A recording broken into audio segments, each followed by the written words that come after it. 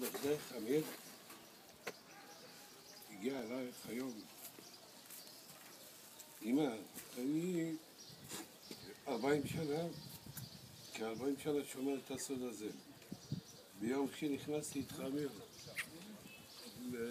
בבית עם החליפה הצהובה, אמא, כל האמונה שהייתה בבית, אמא שלי ישבה בשקט ולא אמרה מילה. אחרי שהתחיל קצת שקט, אומרת לה, סוזן, מה ילדת? אני בערבית העסיסית שלהם המרוקאים.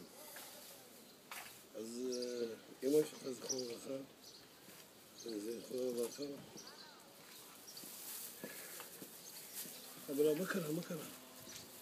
אז אומרת לה,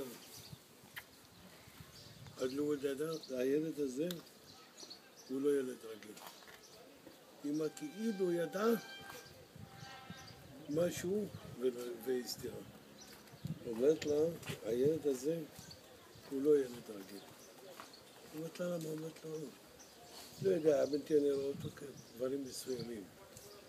עוד לא ידענו שאמא שלך החליטה לתת את השם שלך לשם מישהו, אחיה. והיא צפתה את זה, כל הקידום הזה שם. היום היא תקום תבוא, ואמרה לאדם, פחסי מלאך. ככה הייתה אומרת לה, ולא טעתה, היו לה דברים שצריך, כמו שאנחנו היום אפילו בזמננו לא רואים טוב היום. ואז זה באמת יאמר זכותה כל הזמן. כשהייתה עוד קטן, תמיד היא חשבה על זה. אומרת לי, מיד להודדה, לא יודע מה יאסוף איתו, כי הוא ילד שתמשו יתלע. זה המילים בערבית שהייתה אומרת כל הזמן, יאמר זכותה. והנה הוא בא אלייך היום, בתור נציג המדינה, באמת שלא טעית. מה השאלה שלו?